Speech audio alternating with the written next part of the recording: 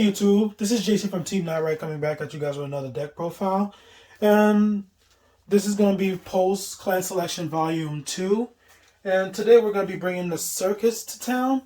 And specifically which circus is going to be dolls and pretty much dolls. So, if for those who don't know, Pale Moon has been around since V Premium started. We had Golden Beast Tamer. And then from Golden Beast Tamer we had Silver, not Silverthorn. From Golden Beast Tamer we had Gun Salute, and then from Golden Salute we had Silverthorn, which was really the strongest deck in the meta during that time when Murakuma was a thing. And then we had also Harry. Harry was another deck we just recently had. And then now we have Clan Selection Volume 2, giving us a little bit more support for the deck I'm going to be profiling today, which is Nightmare Dolls. So, the Nightmare Dolls. So, we're going to start with grade 3s and down. The first one we're going to be starting with is Nightmare Doll Carol. So, this is pretty much your main ride, if you could get to it. So, for those who don't know what it does, it's on Vanguard. What it does is, when it's placed, you can look up top 5 cards of your deck and put a Workoroid from your hand into the soul. And if that Workoroid is a grade 3, you may call it to rear guard. So pretty much it's a way to build up your field and put cards into soul so that you can get their effects. And the second ability that it has is when a Workoroid, when a grade 3 goes into your soul, and it pretty much has to be a Workoroid, its ability activate, which is Counterblast 1, discard 2 cards, and then choose a Workoroid grade 3 from your soul and rewrite it as stand. And that Workoroid grade 3 loses minus 1 drive check. So, pretty much a rewriting effect of this deck. So, you have to play 4 of it. So, the next card I'm going to be showcasing, this is pretty much like a support card. It also, it's a really good card. And this is going to be Nightmare Doll Alice. It's good Vanguard and Rearguard. It has 2 different abilities. The first ability is when it's on Vanguard, when you write it, you can call a card, a pet 1 card from the soul to Rearguard, and it has to be. Let me just make sure. It has to be. You can call a Workoroid from soul, and when you call it to Rearguard, she automatically gives it 5k. So pretty much a little bit power when it comes out to be able to attack over stuff. And the next ability that makes her good as a support is after she attacks, you Counterblast 1, Soul Blast 1. You choose a card from your soul, a non-grade 3 from your soul, and call it to rearguard. So pretty much, she's in the deck because she gives the deck a lot of multiple attacking, so which makes her really good in this deck. So you can play 2 or 3 of it. It depends on what your preference is. And the next one is going to be the start and what made this deck a lot better now. We're going to be talking about Nightmare Doll Chelsea. So Chelsea has 2 different skills. One is Vanguard and one is Rearguard. The first I'm going to speak about is the Vanguard part. The Vanguard part is, at the end of battle, it attacked. You can Counterblast 1 and call up to 2 Workoroid cards to Rearguard. And if your opponent's at grade 3, those Workoroids get plus 10k. So pretty much she gives to the 2 units that she calls out a front trigger, if you think about it that way. The second ability that also makes her good is that after she attacks, you can put her into soul and then choose one of your opponent's rear guard and throw them in soul. So a little bit of board removal in a way, instead of retiring, it sticks them in soul. So a lot of deck has a problem with trying to get those units back if from soul if they're trying to call stuff from the drop zone. So she's really good and a really strong card that they needed. So for grade 2s,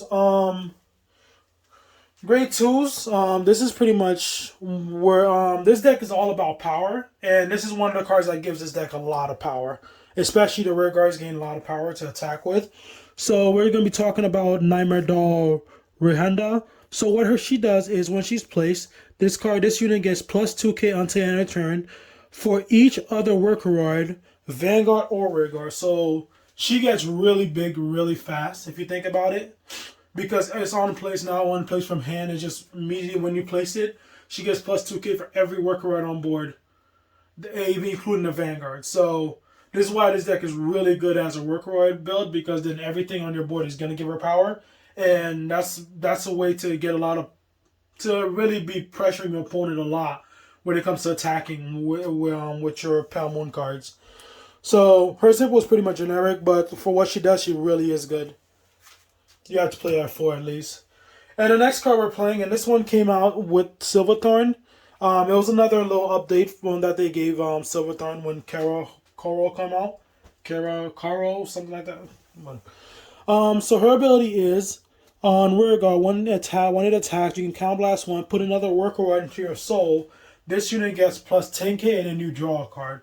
So for those 2 effects, it's really good because being able to put one of your worker roids in soul after you're done using it and you want to use it for next turn, specifically you can put her into soul, and then there's ways you can call her out again, meaning that you can reuse her again for next turn. And she gives you a draw, so why not?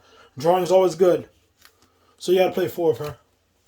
And the next card we're gonna be playing, this is from the new Class Selection Volume 2.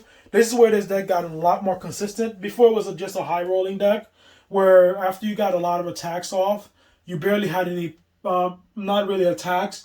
It was kind of hard to get to your resources because you didn't have really any way to search them out.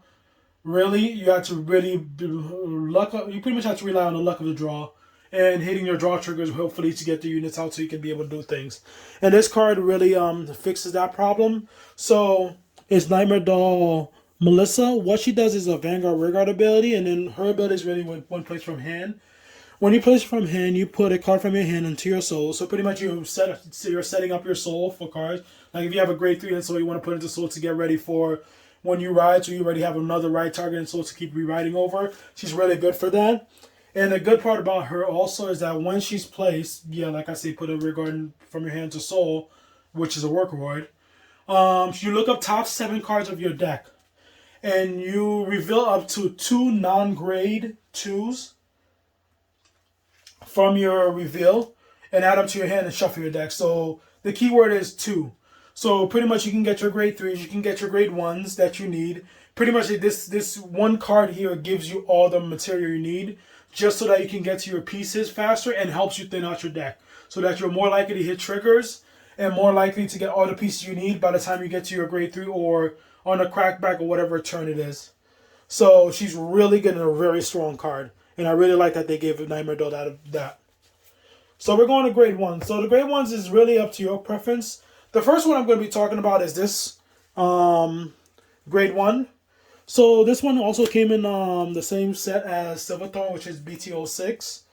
What she does is on rear guard, when another rear guard grade 3 is placed in the same column as this unit, it gives it 5,000. So for what she does is really good because it gives the grade 3s, it gives pretty much all Workroid 5,000, meaning that if you put it behind the Vanguard, when you ride a Workroid and it's the same column as it automatically gives the Vanguard 5,000. So meaning that it makes it a little easier for you to be able to hit over 4 stacks and being able to force your opponent to get more guards out their hand. So, and it's the good part about it is not a once per turn scale. So as long as you keep rewriting, it keeps giving those units 5,000. So which is really good on it. So I think you should play. I think everybody should be able to play. And it's also a worker word also, so you can get it out to soul. So the next card I'm playing, I'm only playing one of this card.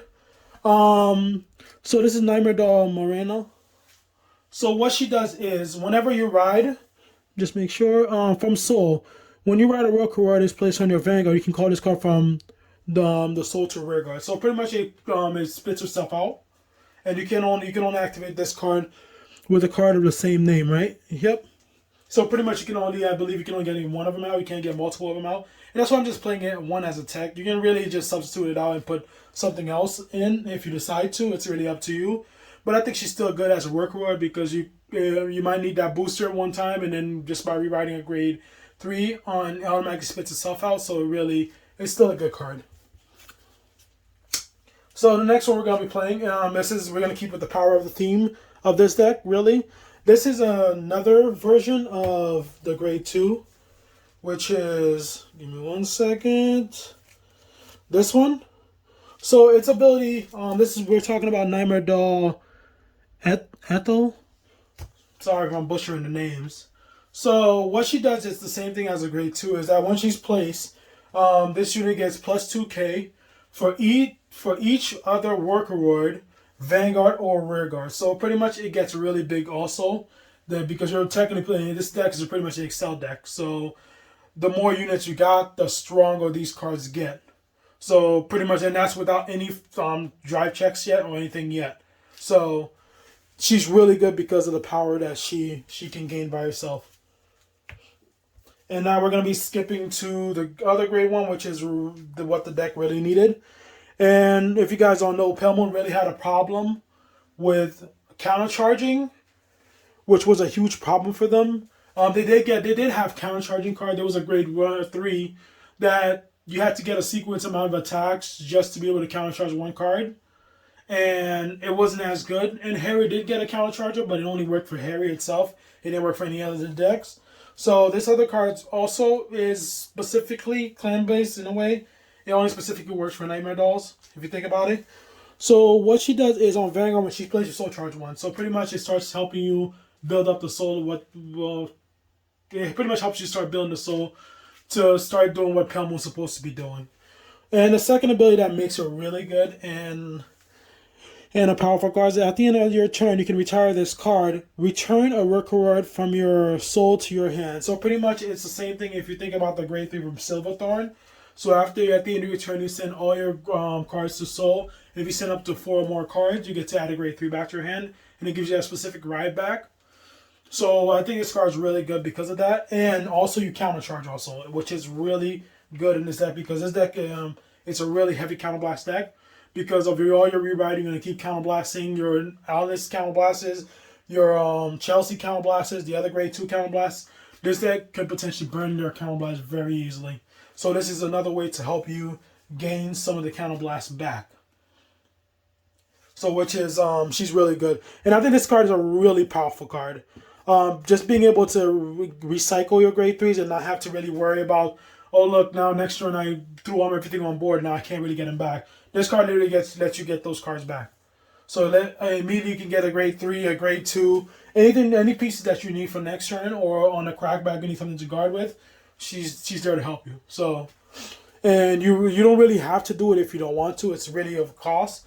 So you can really, if you don't want to retire that turn, you don't have to. You can just wait until next turn. It's really up to you. So she's really good. And now we're going to the grade 0s, which is all the triggers. So with this deck, most lists I've seen only play fronts and nothing else, and I kind of understand why. But at the same time, I feel like fronts are good and makes your columns really big. But at the same time, I feel like if you play that many fronts, mean that your opponents know. Since if your opponent already knows that you're only playing fronts, they can only be taking your attacks. They're not gonna really guard as much, and you want them to guard so they can get rid of all their hand. And for me, I played 3 crits. And I was thinking about playing 2, but I think 3 is a lot better because being able to rush him a little early and get him to really high damage and making it so that when your turn comes back, now they have to really guard so that they live, which is really good. And I play 4 heals, which is standard. I play 5 fronts in this deck, because 5 fronts, why not? Nothing to say about that. And then we got to play for the PG Sentinels. So, I'm going to reiterate. I think PG Sentinels is a lot better. Even with the Crit Sentinel, I think they only work for some Protect decks. But some decks really need the PG Sentinels because your opponent... Right now in V Premium, a lot of stuff are swinging for really high numbers, and Crit Sentinel really does nothing right now. If your opponent's swinging for like 80,000, your Crit Sentinel needs a 30k. That means that you gotta drop extra cards out your hand. With the PG Sentinel, you just discard a card, and then no matter what, it's not gonna hit. So you gotta play it. So my thoughts on this deck. When this deck first came out, it pretty much was a high rolly deck. So pretty much once you got all your attacks off, and if your opponent survived that, it was very hard to come back because by the time you had got back to your turn, you really don't have any more resources because you already blew through all your resources just trying to get your opponent to 5 damage, so you can probably just throw everything on board and see if you can kill them. But that really didn't work most of the time. And Yeah, it really didn't work that much. But it was strong for what it did on that time. But I didn't think it was really a competitive deck. But right now, I have a little bit more thoughts about it. I think it's probably now a little bit more of competitive instead of just being like a local deck you can play at your locals for fun. I think this deck could be one to watch out for because on the first turn it really hurts. On the crackback on next turn it really hurts even more. So this time you're not only before your opponent can even get to grade 3, you're already on one Excel marker or 2 or 3 Excel markers already on board and you're already set up. So if your opponent don't have enough cards on next turn to kill you, they're gonna be in trouble. And also the good part about this deck also is that the more damage you give this deck, the stronger this deck gets. Because it counterblasts so much that if your opponent doesn't watch their damage they give you, they could potentially just die on the crackback. Unless they hit like 3 triggers or 4 triggers, which yeah, they'll shut you down. But it's very hard, rarely that they hit like triple triggers to shut this deck down. So I think. Let me know what you guys think of this deck. If you have any other options, there are some options I was thinking about adding. Like if you want, you could take out some of the grade ones out and put the grade 3 searcher. That's really up to you. There was another Rick reward that's out there, which is Jumping Jill, and before it was Jumping Jill and Purple Trapeze in the deck. I don't think they're really needed right now, but it's really up to you what you guys prefer. I felt like I wanted to go with the power variant of this deck because right now everything is about power. If you have the more power you have on this hitting your opponent with, the more cards you have to drop in hand, the more likely you can see that yourself winning at after a couple turns. All right, so let me know what you guys think in the comments down below. Like and subscribe. Thank you, and then this is Jason from Team Night Rise.